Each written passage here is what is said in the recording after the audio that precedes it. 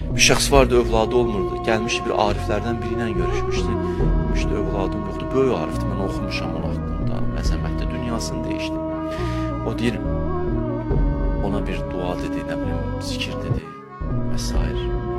O getdi, bir müddət keçdi. Yenə də olmurdu, övladı başqa bir ariflə görüşmüşdü. Allah bəzi vaxt kiməsə ayən edir, kiməsə ayən eləmir. Hər yerə bir cür.